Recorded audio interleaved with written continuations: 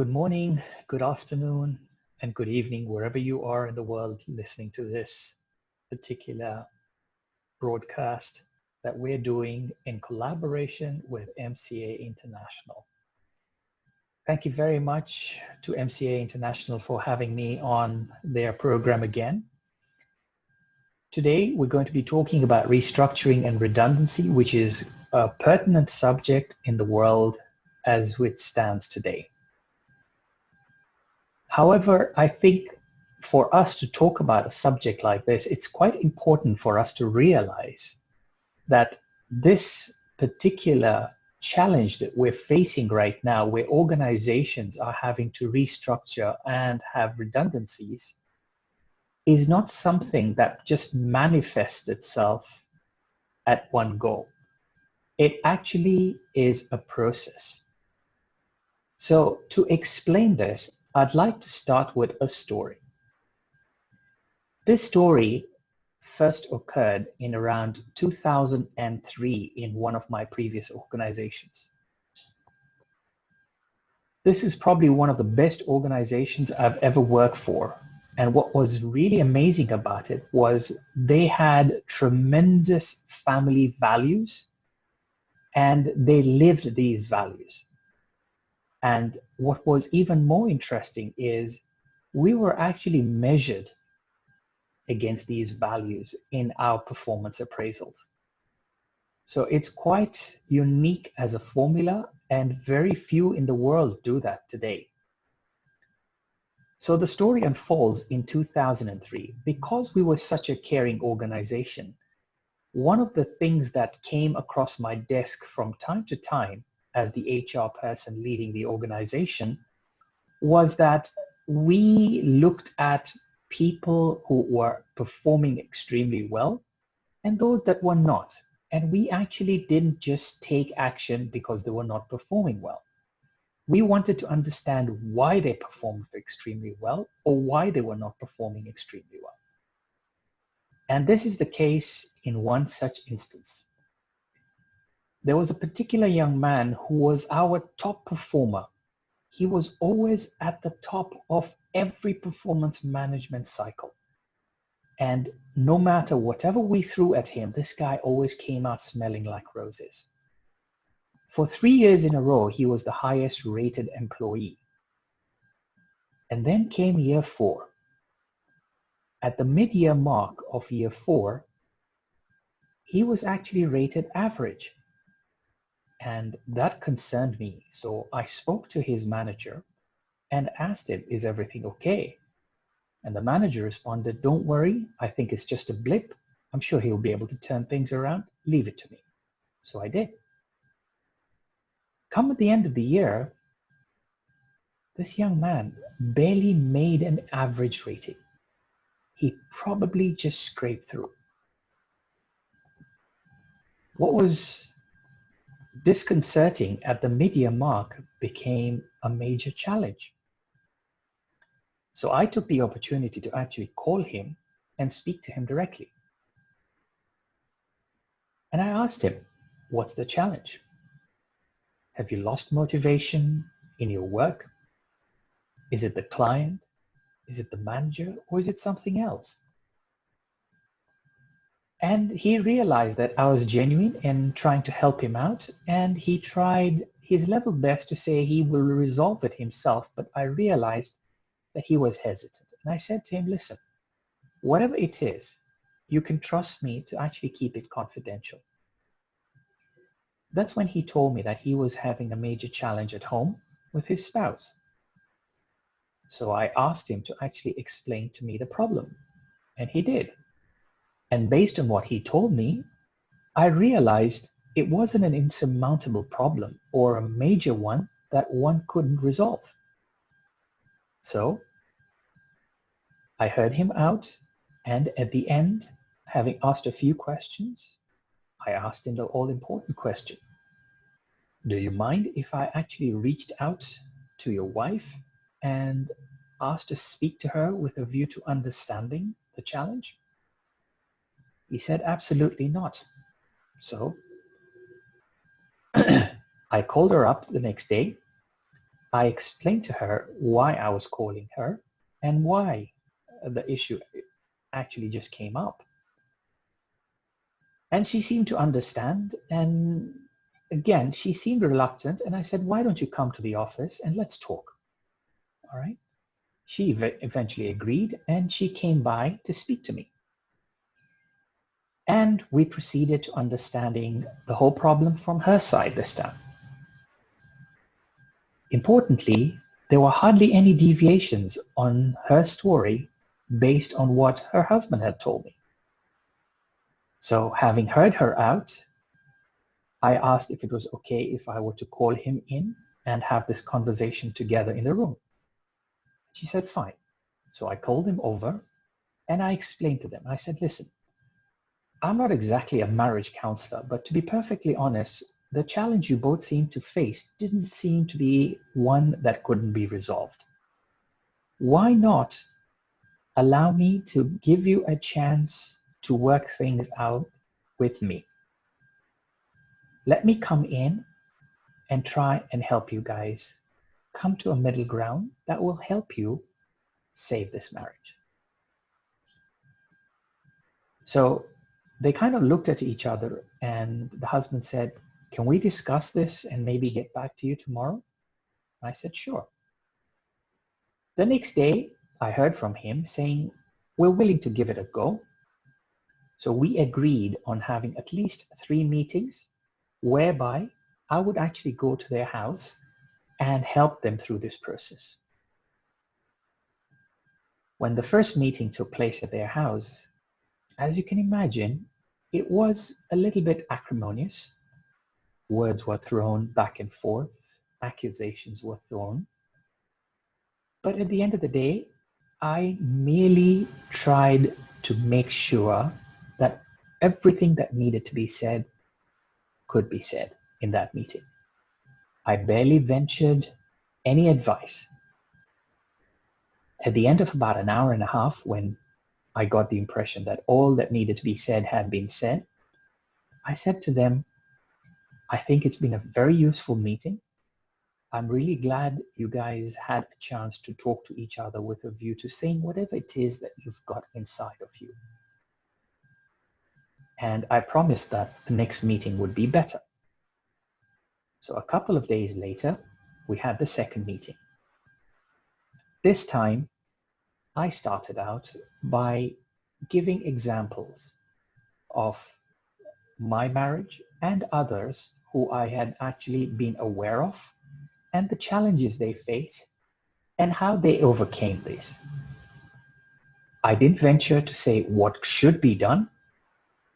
I didn't venture to tell them who was right and who was wrong, but merely to show them that they were not unique in the situation that they were facing as such. And I left it at that to have them discuss what they could potentially do.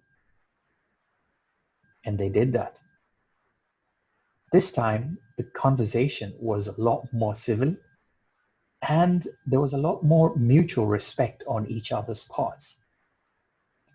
Again, it went on for almost 2 hours, but at this point, this time, I was merely interjecting when I felt there was a need for somebody to look at a perspective that they may not have seen. And I ended it at that and I said, let's try the third meeting and see how we can best iron this out. I asked them to think about what it is that they could do to help each other out. When we had the third meeting, you'll be surprised, but it took half an hour at the most. Because by then, they had actually discussed it amongst themselves and they came up to the conclusion that this is indeed not an insurmountable problem, but one that we can actually resolve. And they thanked me and they appreciated the fact that I was caring enough to actually go down this route and help them through this process. And a few days later, he came back and told me in the office one day that we have agreed to stay together and we feel we're in a much better place to actually make this marriage work. And that was the end of the matter. I was really happy with that outcome. What does this have to do with restructuring and redundancy? Well, a lot. I'll come back to this story a little later. But first and foremost, allow me to say this. You know, when it comes to the way we operate as organizations, your culture is the crux of everything that happens. And with your culture, everything that follows, whether it's tomorrow, whether it's a year down the line or a few years down the line, everything has a knock-on effect. Because for a lot of organization, culture seems like it's something that exists in a book. Or values are ones that we actually address when it is important at maybe meetings, or when we're talking about performance, or when we're actually looking at dismissing individuals. Which is pretty sad, because in reality, what is important to understand is something like a culture shift or a culture embedding in an organization is actually a marathon and not a 100-meter race. Let me go back to the story. If you recall, I said the story was in 2003. In 2008, the organization went through a major crisis like the majority of organizations around the world when the world went into a financial meltdown. For us in Dubai, one of the outcomes of this particular meltdown was landlords decided to increase rents by 60%. Now, here in those days, people could not own their own place, so they had to rent.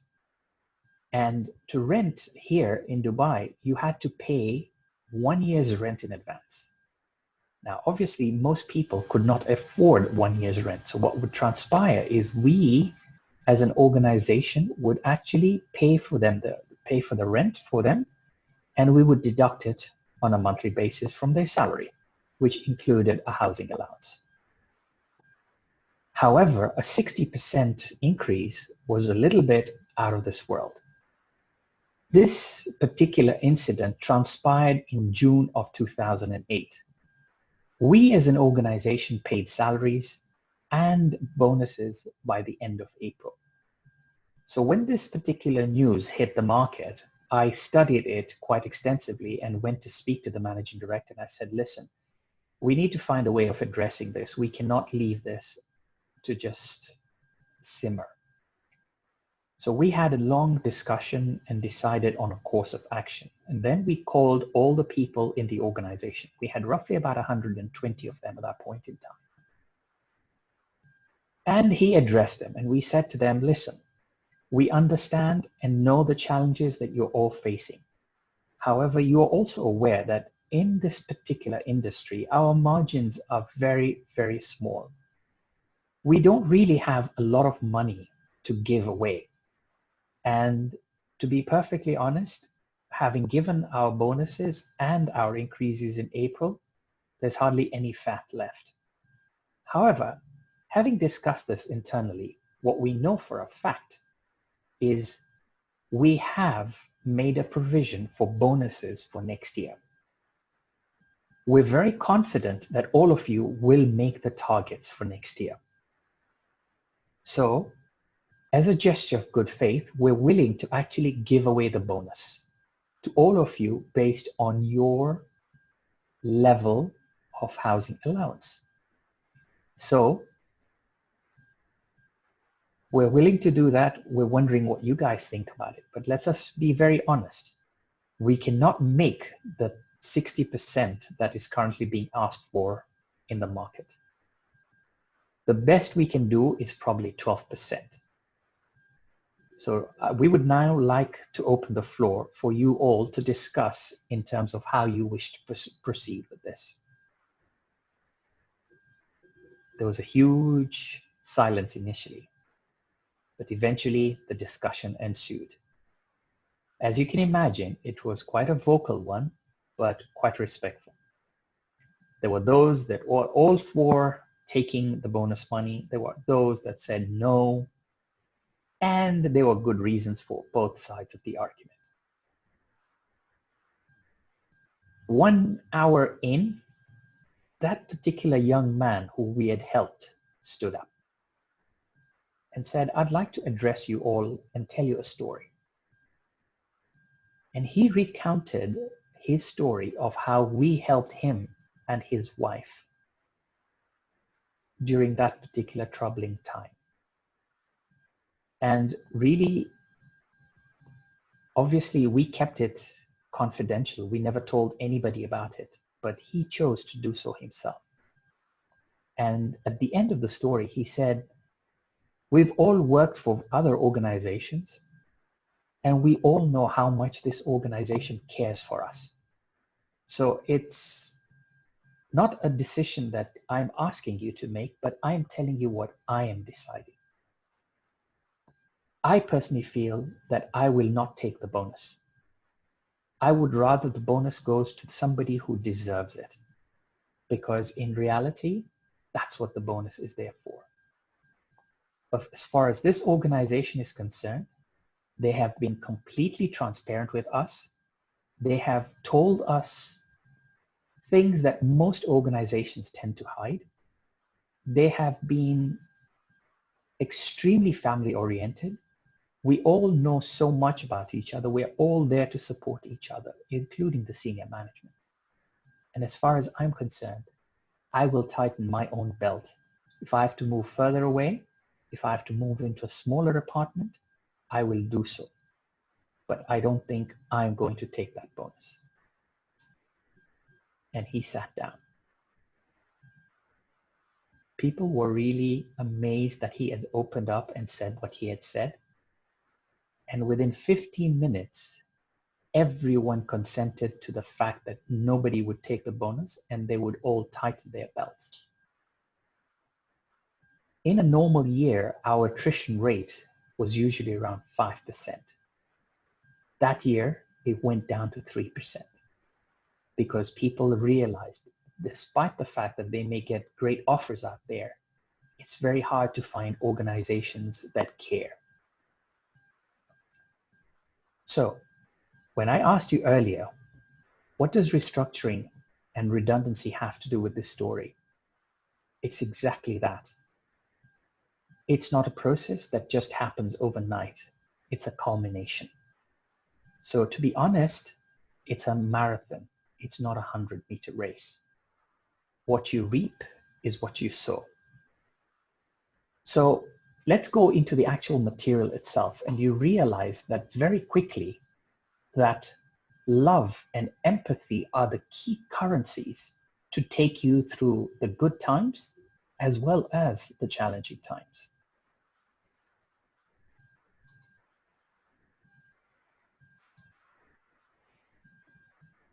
As you're all aware, anything to do with restructuring and redundancy is a change process. Try and understand that the principles of change still apply, irrespective of the urgency of what it is you're going through.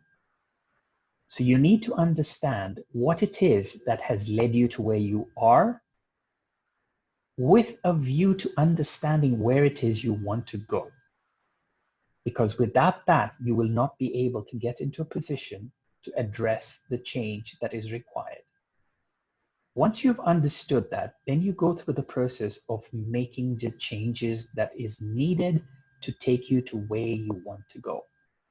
And the last but not least is to embed and freeze the change that you've actually put into place so that you are able to actually make it part of the culture. Never forget, every facet of whatever actions we take in an organization relates to culture.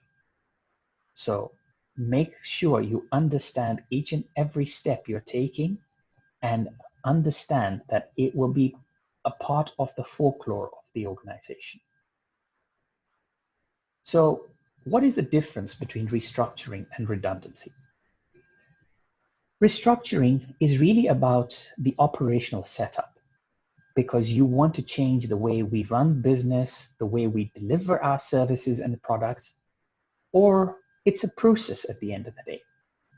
Redundancy is when positions become redundant and you feel that the individual or the individuals are no longer required in the organization because you've either outgrown them or things are no longer required in the same vein as they were needed in the past. So restructuring actually is part of a redundancy process. That's all you need to know in terms of the difference.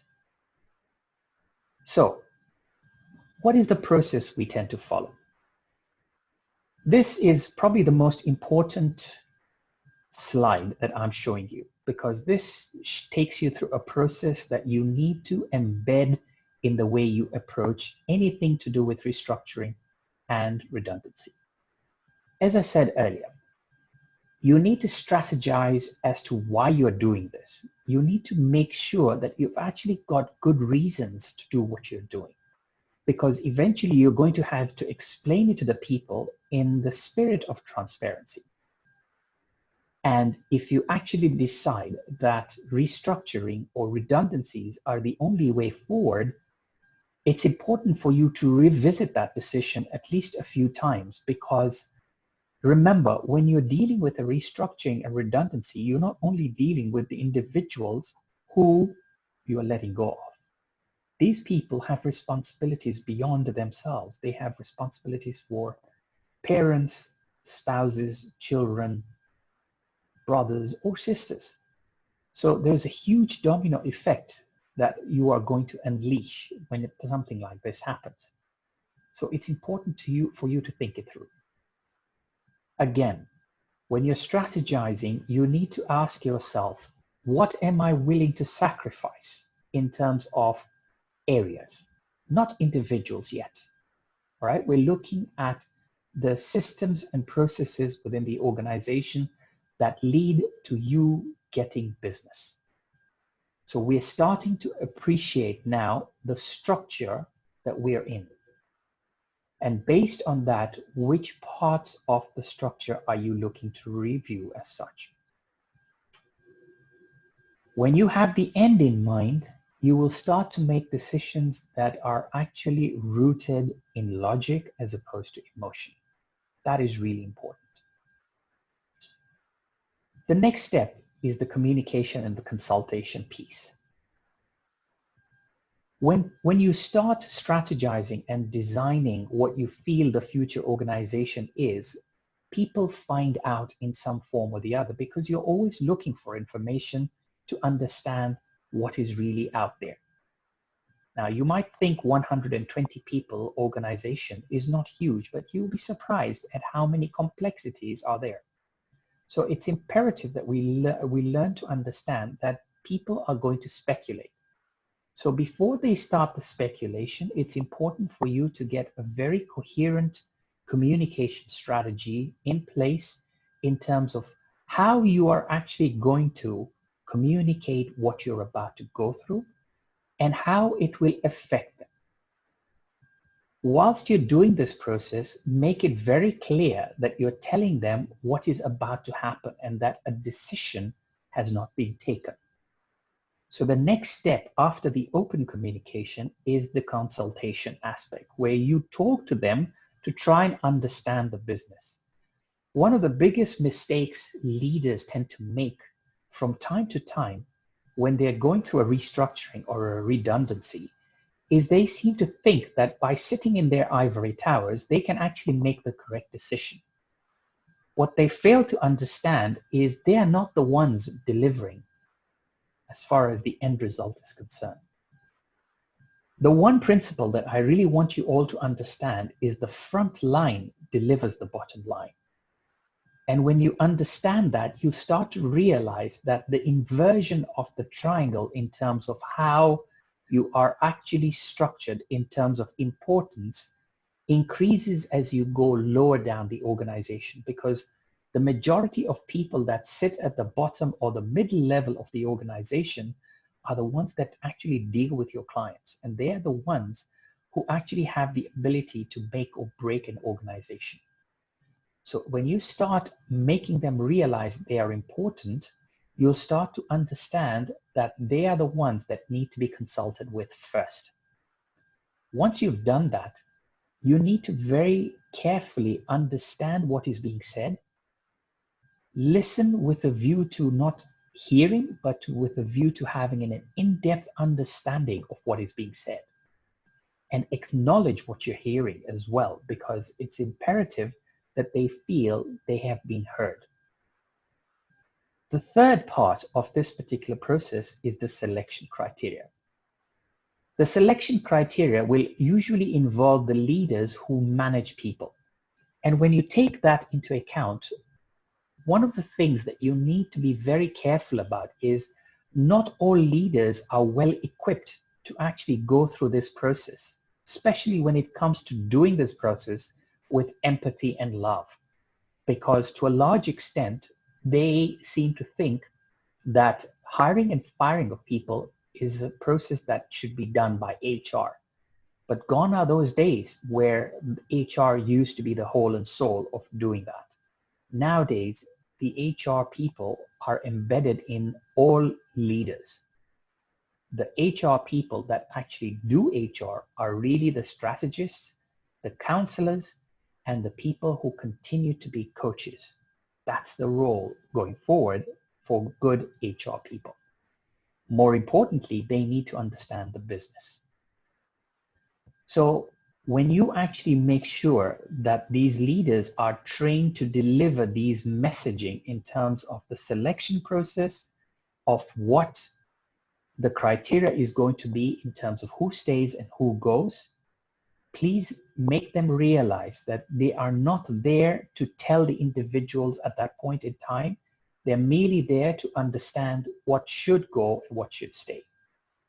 Remember to also train them to understand where it is that we wish to go as an organization, because based on that is what really matters when it comes to making our decisions in a logical manner. This is where we are going to be in a position to actually tell people why a particular individual has been selected for a redundancy. And the way it is done is with complete empathy and love, but at the same time, it's a difficult message to give at any given point in time. Even for somebody like myself who worked in HR for 23 years, I guarantee you it is never ever easy to give this kind of news to anybody.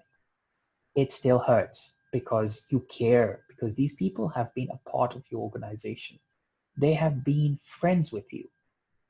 And the worst thing we can do is dehumanize this process and send this particular message in a manner that is unfeeling. So please try and understand that when this process does take place, there will be some reactions that are not normal. People break down. Some people start shouting. You as an individual, if trained properly, will realize that whether it's you as the HR person or the leader, you need to ensure that you continuously keep calm, you continuously repeat the message in a nice, respectful, empathetic manner, but yet be assertive with a view to ensuring that you do not deviate from the way you have discussed or have been trained. Now, I think it's also very important to understand that sometimes organizations that are large try and short circuit this process by creating a cheat sheet whereby they actually tell the leaders what to say when somebody asks something else. And interestingly, a lot of these leaders actually read from the sheet. I mean, the individual that's sitting in front of you is a human being, and we need to treat them as such. So a leader needs to understand the responses way before the meeting is actually taking place. And when these sheets are given to these individuals, a lot of them try to keep to that. I'm not saying it's wrong to have a cheat sheet, but there is a human element that needs to come into play here. And the worst part is now we are currently sitting in a pandemic situation where a lot of these meetings potentially cannot even happen face to face. They actually need to happen via a call in terms of a webcast, in terms of a Zoom as such call, or in any other form that you use. How do you ensure you are able to actually do this? Number one, at least make sure your camera is on. Number two, ensure that in as much as you may not be able to show the kind of empathy that you would face to face, it is still felt when the person is on the other side. Because to a large extent, you definitely don't want them to feel that you are unsincere. I mean, I'm sure you've all read the example recently, but Uber fired a good number of their people in a 3-minute Zoom call, and they thought they had done it so well and effectively. I'm really sorry. In my book, that doesn't qualify as being very empathetic, nor does it qualify as great leadership. So to a large extent, please avoid using those kinds of steps to try and short circuit a process like this. The one thing that I've learned very, very early on in my life, there are two things an individual actually values and will always talk about. It's when they enter the organization and how they were treated, and how they were treated when they were leaving the organization. No matter what you did in between, if either one of those two is something that has not been done well, they will always remember it. So it's important for you to understand that you cannot afford to get those two wrong anyway. And I've seen organizations where, because people are leaving the organization, they actually feel they can mess them up, especially when it comes to giving them their final settlements. Why? Why do you even want to go down that route? As it is, you are the one asking them to leave. And when you're actually getting them to that level where you're treating them like they're the ones who are guilty, it's really unfair. So remember, culture always, always is important and is at the back of your mind, because these people will always continue to be ambassadors for you. If you treat them badly, they'll be bad ambassadors. If you treat them great, they will always say great things about you. And in today's world of social media, you'll be surprised at how fast bad news travels. So you definitely don't want to go down that route. The last piece is the diligence piece. A lot of us tend to actually feel that once we've actually told these people, and it seems like a great burden has been taken away from us, and we think that's the end of the matter. It's not. Great organizations always make sure that individuals who are leaving are treated with respect, are given their dues in time, are recognized for the great work they did and the contribution they have made. They are also looked after when they are leaving the organization or have left the organization, in terms of helping them find other positions, and are given recommendations that help them find jobs. I'm not saying lying, I'm saying given recommendations, because to a large extent, almost every employee is useful and has been great at playing a role in making your organization what it is. So let's not forget that. The other part that you need to understand is, when these people go out there, you need to actually support them publicly. Those that actually are left behind, who continue to work with the organization, will want to see how you've treated them, because they too might at some point in time think, one day my situation may end up being the same. And if I'm going to be treated like that, if treated badly, should I really stay? And ideally, if you've done your selection process well, the people that are going to be left behind are going to be your very talented individuals. And we all know how difficult it is to find talent. So to a large extent, it's important to realize that aftercare of a redundancy is not only for those that have left, but those that stay. So you need to engage with that group of people even more, because these people are going to actually be the ones that will take you to that future place that you're hoping your organization gets to. I sincerely hope you realize that it's a two-way process. One day, those very same people who have left the organization could one day be hiring elsewhere, and those that are left are also going to be asking these people for jobs. So this world's a small place, and let's make sure that the culture we cultivate within our organization is one that makes people understand that respect is a determinant and a currency for everyone within and outside the organization, for all the stakeholders within and outside. Right. So I'd like to actually just bring to you your notice what it is that we normally go through when we're going through a restructuring in terms of why you would take this. I alluded to this right at the outset. Your business growth model has changed, all right? You are actually deciding that the way you currently function is probably not conducive to what the market desires. Therefore, you have decided to change maybe your products or your services, and therefore you need a different model. So that's one reason why you would change your business model. The second is maybe your efficiency levels have dropped, whereby initially maybe you were amongst the top producers of this product and or service, but those competitors that have come after you have actually come in and were able to actually deliver the same product and or service faster and better than you. So in reality, that's another reason. Third, you've realized that your customer service is not what it ought to be. And customers have started to complain, and in some instances, they've started to go elsewhere because they're not happy with your service. So that's the third reason why you would change and restructure or redesign the way your organization is structured. 4, improves process management. What does this mean?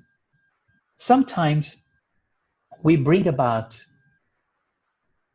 technology, all right? Technology has caught up with what we used to do initially manually. But now technology has come in and is able to allow us to actually perform the same tasks, deliver at a higher level, all right, at a faster rate, at a lot more efficient a level than we currently do. That is usually one of the key reasons why a lot of organizations tend to restructure today. I will give you a word of caution here. Technology is there to supplement and complement what we as human beings do. It's not there and cannot replace human beings completely. So let's not fall into the trap where we think technology is the answer and is a manna from heaven. It isn't. As a quick example, for those of you that have gone through an ERP system introduction into your organization, you all realize what a painful process it is if you don't do it right. And the only reason you don't do it right is because you think the software that you bring in is going to be the answer to everything, and it isn't. The answer lies in how the individuals, the human beings, plan the process. If you don't plan, you will definitely fail in an ERP process. Workforce productivity. Sometimes we have production in terms of factories and or scenarios where a lot of manual labor is involved. And in certain countries in the world where manual labor is cheap, we continuously do what it is that we want to do, thinking that it is cheap and we continuously can go on forever. But what we fail to realize is technology, newer systems, newer ways of working, newer products that supersede our old products are coming into the marketplace. And what worked for us in the past will not work for us every time, especially in the future. So to go to where you wanted to go in the future, you've got to start doing things you've never done before, which means you continuously need to start evolving. 6, operational expenses.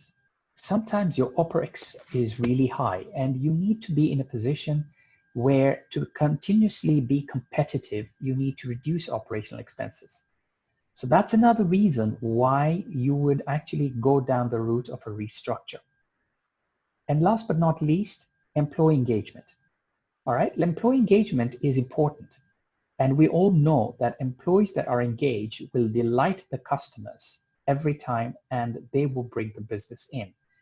If the current trend of whether it's systems, whether it's processes, whether it's managers, whether it's leaders, whether it's environment, all of this plays a key role in ensuring that employee engagement is something that we should never let go and ensure that it always stays high, because the culture of an organization leads to employee engagement.